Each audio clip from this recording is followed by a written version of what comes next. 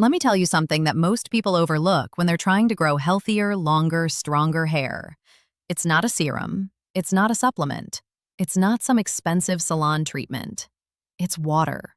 But not just drinking more water. It's about how you use water, when you use it, and what you combine it with that can genuinely change the condition of your hair and scalp from the inside out and the outside in.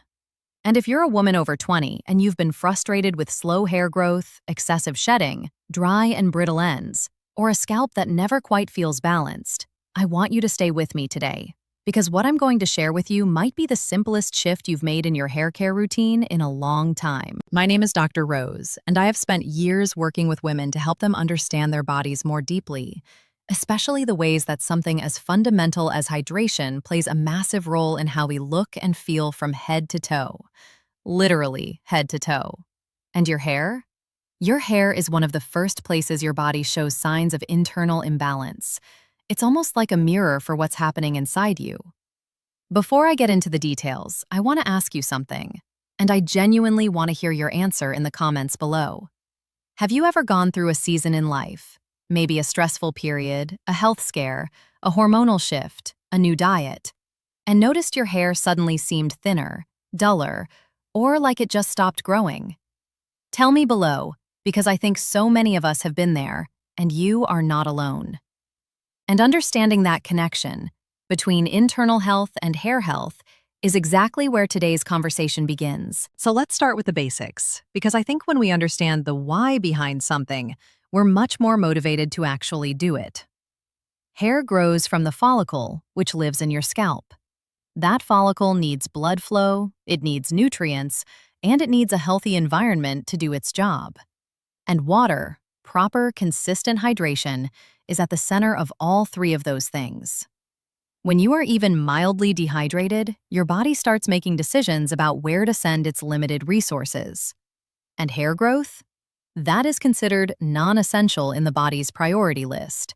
Your heart, your brain, your organs, those get the resources first. Your hair follicles get what's left over. So if you're running low on hydration day after day, your follicles are essentially working in a drought, and you can put every topical product in the world on your hair. But if the root, literally the root, is starved of moisture and nutrients, growth will be slow, shedding will increase, and your hair will show it. Now, the simple water trick I want to walk you through today is really a combination of habits. And I call it a trick because once you start doing it consistently, the results can feel almost magical compared to how your hair has been behaving. But there's real science behind every single part of it.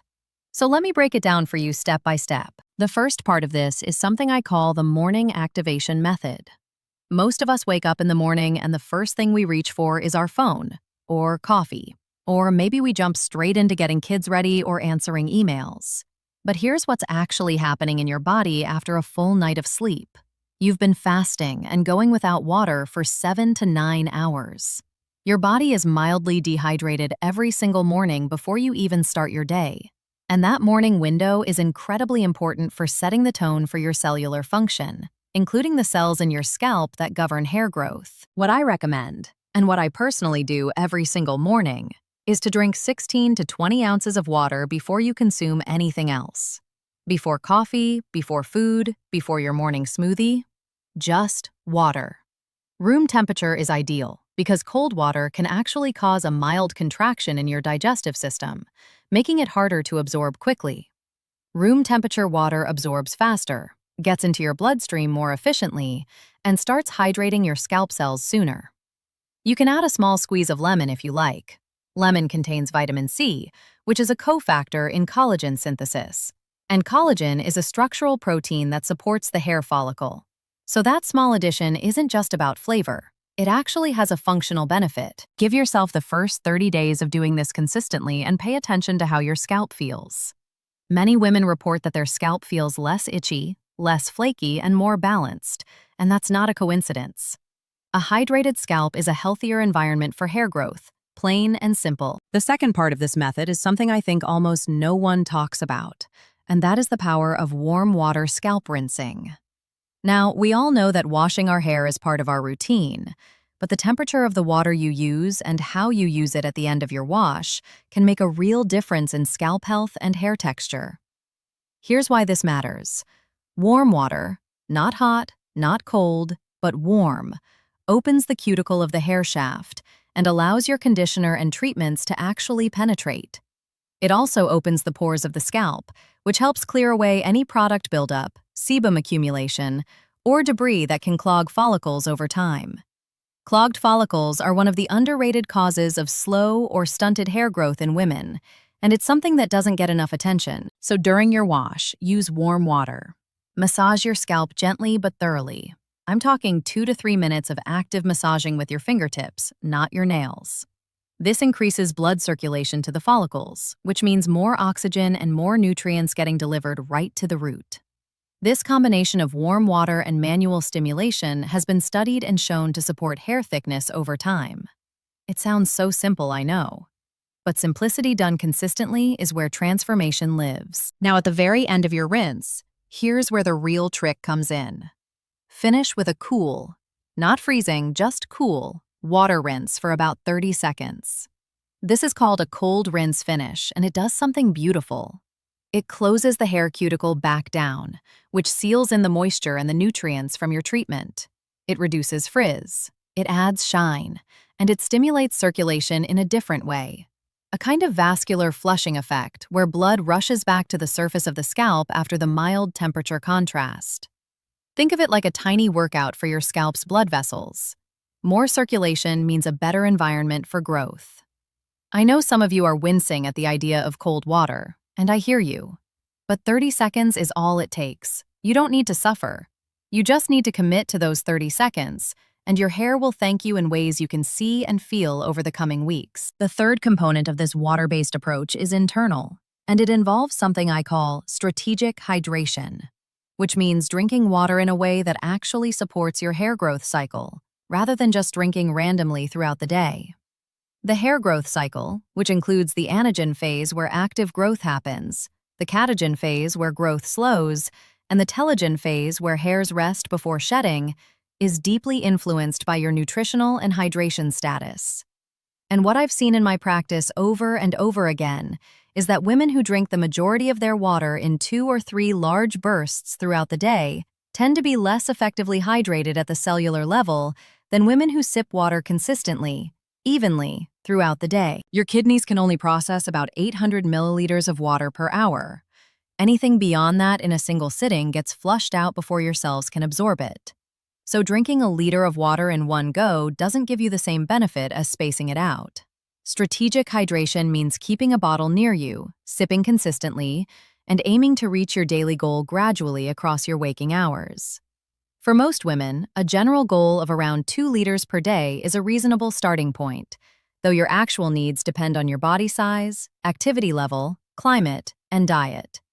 If you eat a lot of water-rich foods like cucumbers, watermelon, leafy greens, and berries, you're getting a portion of your hydration through food, and that counts. I also want to add something here that I think is incredibly important and often overlooked. The quality of your water matters too. Tap water in many areas contains chlorine, fluoride, and other chemicals that can affect your scalp and hair over time, both through drinking and through washing. This doesn't mean you need to panic or spend a fortune on bottled water, but if you can use a simple filtered pitcher or a shower filter for your hair washing water, you may notice a difference in how your scalp feels and how your hair behaves. Chlorine in particular can strip the scalp of its natural oils and disrupt the microbiome. Yes, your scalp has a microbiome, just like your gut. And a disrupted scalp microbiome can contribute to inflammation, dandruff, and impaired follicle function. A shower filter is a relatively small investment for potentially meaningful results. Now I want to speak to something deeper for a moment, because I think this video is about more than just a trick. I think it's about you choosing to invest in yourself.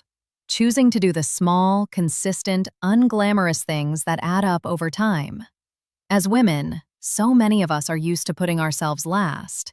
We take care of everyone and everything around us, and our own health and well-being becomes an afterthought. And I see it in my practice every day. Women who are exhausted, depleted, and wondering why their body isn't functioning the way they want it to. And the answer, so often, is that they've been running on empty in the most fundamental ways. Not drinking enough water, not sleeping enough, not giving their body the basic inputs it needs to thrive. Your hair is not a vanity issue. It is a health issue. When your hair is thriving, it is a sign that your body has what it needs. And when it's struggling, it's a message worth listening to. So I want you to think of this water practice not just as a beauty routine, but as an act of self-care. A daily commitment to nourishing yourself from the inside out. Let me also quickly touch on what you should be pairing with this hydration practice to maximize your results. Because water alone is powerful, but water as part of a broader foundation is transformative. First, make sure you're getting enough protein. Hair is made of keratin, which is a protein. If your diet is low in protein, your body will prioritize protein for more critical functions, and hair growth will slow. You don't need to become obsessed with protein tracking, but making sure you have a quality protein source at most meals — eggs, legumes, fish, poultry, Greek yogurt, tofu — makes a real difference. Second, pay attention to your iron levels, especially if you are menstruating. Iron deficiency is one of the most common and most underdiagnosed causes of hair loss in women, and it's often missed because doctors don't always test ferritin specifically. Ferritin is your stored iron, and low ferritin, even when your hemoglobin is normal, can cause significant shedding. If you're losing hair and you haven't had your ferritin checked recently, please ask your doctor about it. And third, biotin. You've heard of it, I know. The supplement world has made biotin famous as the hair growth vitamin. And while biotin deficiency is actually relatively rare, if you are deficient, supplementing can make a noticeable difference. If you're not deficient, high-dose biotin on its own may not dramatically change things. But biotin works in synergy with your hydration. When your cells are well hydrated, nutrient absorption and transport is more efficient, which means you get more benefit from the nutrients you're eating and supplementing. Everything works better in a hydrated body. That is truly the bottom line. Before I wrap up, I want to circle back to the simple daily practice I want you to actually walk away with today, because consistency is everything. Every morning, drink 16 to 20 ounces of water before anything else. Sip water consistently throughout the day rather than in large, infrequent bursts. When you wash your hair, use warm water and spend at least 2 minutes gently massaging your scalp. Finish your rinse with a cool water close. If possible, use filtered water for drinking, and consider a shower filter for washing. Pair all of this with adequate protein. Check your ferritin if you're experiencing shedding, and give this practice at least 60 to 90 days before you judge the results. Hair grows slowly.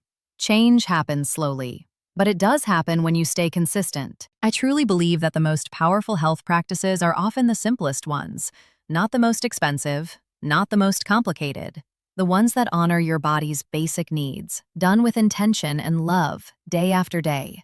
And water, something we so easily take for granted, might just be the most underrated tool in your hair health toolkit.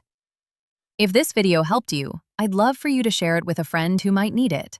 And please, drop a comment below and tell me, which part of this are you going to start with? The morning water ritual? The scalp massage? The cool rinse finish? I read every comment, and I genuinely love hearing how you're doing. And if you have questions, ask them there. I do my best to answer. Thank you so much for being here and for taking the time to invest in your health today. That is never a small thing. Take care of yourself. I'll see you in the next one.